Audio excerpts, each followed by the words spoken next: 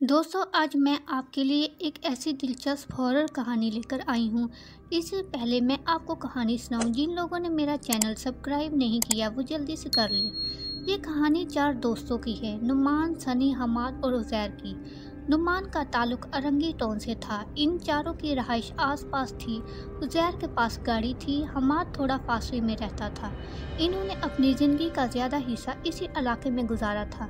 हमाद अपनी बाइक पर आता और ये सब अक्सर होटल में इकट्ठे बैठते। ये कहानी हमाद से शुरू होती है। हमाद पहले भी कई जगहों पर नौकरी कर चुका था। इन दिनों हमाद नई जगह पर नौकरी कर रहा था। इसकी वो जॉब साबुन बनाने की थी, जहाँ चर्बी को पिघलाकर साबुन की तैयारी की जाती थी। ये कारखाना आबादी से हटकर बनाया गया था। हमाद के जानने वाले लड़के जफर ने ये कारखाना बनाया था। जफर ने काम के लिए एक और लड़के रेहान को रख लिया।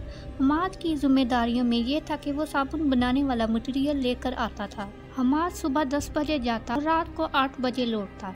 जब वो माल लेने जाता तो इस दौरानिया रेहान अकेला फैक्ट्री में रहता। पहले दिन रेहान ने शिकायत की कि जब वो अकेला होता है तो दरवाज़ा बार बार खुलता और बंद होता है। इसका कहना था कि यहाँ पर चीज़ें हैं जो तंग करती हैं। इन्हें बाद में पता चला कि यहाँ जन्नात का पूरा कबीला आबाद है। हमाद एक मौलवी साहब से मिला। मौलवी साहब ने इन्हें कुछ नक्श दिए और कहा कि कारखाने के चारों तरफ लगा दे। हमाद ने कारखाने के चारों कोनों में कील से ठोक दिए। हमाद का कहना था कि इसके बाद मेरे कंधे कुछ भारी हो गए। इसके बाद 4 माह का अरसा कुछ ऐसे ही गुजरा। जब भी वो अपने दोस्तों से मिलता तो वो उनको बीमार सा लगता। इसकी सेहत दिन ब दिन खराब होने लगी। नुमान और उज़ैर इसे जोर देकर डॉक्टर के पास ले गए। सब टेस्ट करवाए गए, लेकिन सारे टेस्ट नॉर्मल थे। कारखाने में वो आवाज़ें तो कम हो गई, लेकिन वो चीज़ें ख़त्म नहीं हुई थी। वहाँ की चीज़ों को हमाद के कील ठोकने से नुकसान हुआ।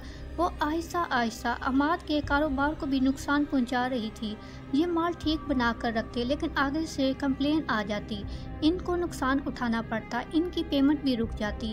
एक दिन जफर भी कारखाने आया हुआ था। वो जिस जगह बैठा था वहाँ चूल्हा रखा हुआ था। जफर ने बात करते करते बेदयानी में गर्म तवे पर हाथ रख दिया। इसका हाथ बुरी तरह से जल गया। हमाद ने रेहान को मरहम लाने के लिए बोला।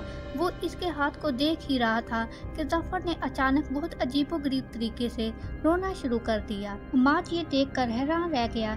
इसका रोना नॉर्मल नहीं था। फिर जफर रोते रोते बेहोश हो गया। वो इसको अकेला नहीं उठा सकता था, इसलिए रेहान को फ़ोन करके वापस बुलाया। 10 मिनट बाद जफर होश में आ गया तो हमाद ने जफर से पूछा कि तुम क्यों रो रहे थे, लेकिन जफर ने इनकार कर दिया कि मैं तो रोया ही नहीं। इसने कहा कि मैंने तो तकलीफ की वजह से आंखें बंद की थी। हमाद ने पहले तो इससे बहस की, फिर वो चुप हो गया क्योंकि रोने का गवाह इसके अलावा कोई नहीं था। हमाद कारखाने से सीधे घर चला गया। दूसरे दिन छुट्टी थी। ये लोग रात के 2 बजे होटल में जमा हुए। हमाद के आने का कोई मूड नहीं था। इन्होंने इसको ज़बरदस्ती कॉल करके बुला ही लिया।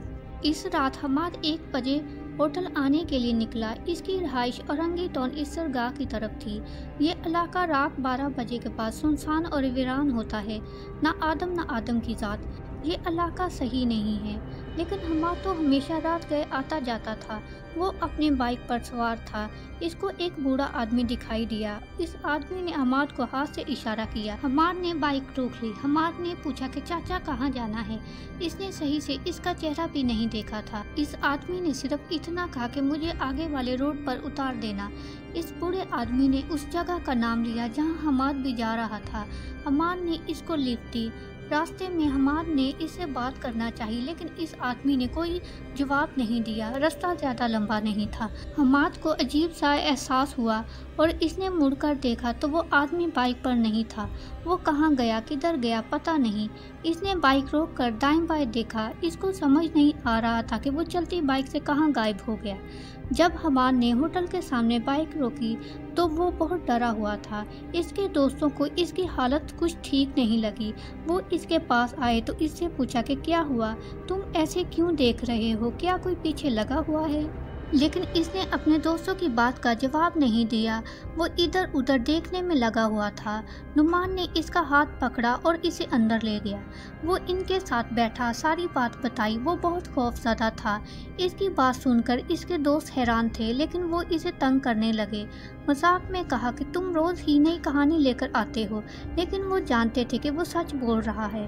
दोस्तों ने हंसी मजाक किया तो वो भी बेहतर हो गया। 3 बजे तक इनकी महफिल जमी रही। जब इसके दोस्त वापसी के लिए उठने लगे, लेकिन हमार ना खुद उठे और ना इन्हें उठने दे। हमार ने कहा कि तुम मेरे घर मुझे छोड़कर आओ। हमार एक ऐसा लड़का था जिसको रात के 5 बजे भी कब्रिस्तान जाने के लिए कहते तो वो चले जाता, लेकिन अब वो बाइक पर बैठकर अपने घर जाने के लिए डर रहा था। सच कहो तो इसके दोस्त भी इसकी बातों से डर गए थे। इसी बहस में 4 बज गए। तीनों दोस्त एक ही गाड़ी में आए थे। बात ये तय हुई कि हमाद को घर छोड़कर आते हैं। नुमान ने हमाद की बाइक ले ली और बाकी तीनों दोस्त गाड़ी में बैठ गए, जिनमें हमाद भी शामिल था। नुमान बाइक में इन लोगों के साथ ही चल रहा था। गाड़ी एक झटका खाकर बंद हो गई। नुमान ने भी बाइक रोक ली। नुमान का कहना था कि ये कोई नहीं जानता था कि इस वक्त मेरी खौफ से क्या हालत थी। मेरे जिस्म में खौफ की एक लहर दौड़ रही थी। एक तो हमाद की बातें और एक सुनसान जगह पर गाड़ी का बंद होना। मैंने इनसे कहा कि गाड़ी का शीशा नीचे करो, लेकिन इन लोगों ने कहा कि शीशा नीचे नहीं हो रहा। गाड़ी का दरवाज़ा नहीं खुल रहा था। वो तीनों अंदर थे और मैं बाहर। ये लोग बहुत खौफज़दा थे और दिल ही दिल में नुमान ने जितनी भी सूरतें याद थी पढ़ना शुरू कर दी। 5 मिनट बाद गाड़ी खुद ही स्टार्ट हो गई। फिर उज़ैर ने रेस देकर गाड़ी भगाई और नुमान ने बाइक।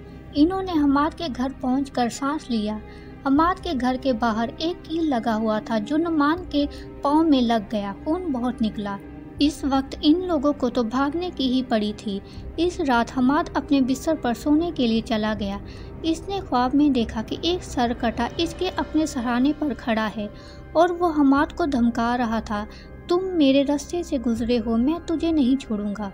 सुबह उठा तो इसकी तबीयत बहुत ख़राब थी। हमाद का एक 9 साल का छोटा भाई अनस है। वो बहुत प्यारा बच्चा है।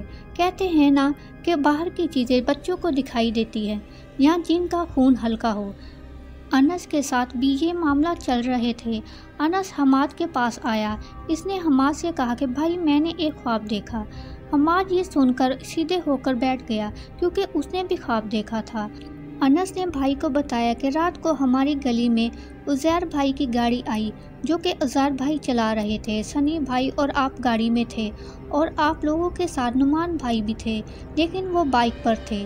नुमान भाई की बाइक पर एक सरकटा बैठा हुआ था। नुमान भाई गाड़ी से उतरे, उनके पांव पर चोट भी आई। वो लोग आपको छोड़कर चले गए, लेकिन वो सरकटा वहाँ खड़ा रहा। फिर वो आपके साथ घर में दाखिल हुआ। आप बेड पर सो रहे थे और वो आपके बेड के गिर्द गोल गोल चक्कर लगाता रहा। कमरे के बाहर भी कोई था। वो बहुत अजीबोगरीब लोग थे। वो आपके कमरे में झांक रहे थे। छोटे भाई की बातों ने हमाद को लर्जा दिया। इतना वाज़ेह ख्वाब किसी बात की गुंजाइश ही नहीं थी। हमाद ने इसी वक्त अपने तीनों दोस्तों को कॉल करके बुलाया। इन सब को पहुंचने में शाम होगी। तब तक हमाद की तबीयत काफ़ी ख़राब हो चुकी थी। घर वाले बहुत परेशान थे। जब इसके दोस्त घर पहुंचे तो इसने इन सब को सारी बात बताई। सनी किसी साहब को जानता था, वो रूहानी इलाज करते थे। चारों दोस्त इसी वक्त उनकी तरफ चले गए। वो अच्छे बुजुर्ग शख्सियत थे। उन्होंने जो बताया वो सही बताया। इसके साथ पहले ही मामला कुछ गड़बड़ चल रहे थे। कारखाने में जो इसने नक्श ठोके थे उनसे जिन्नात के ख़ानदान को नुकसान हुआ था। उन्होंने हमाद का पीछा पकड़ लिया, लेकिन सरकटे वाला मामला अलग था।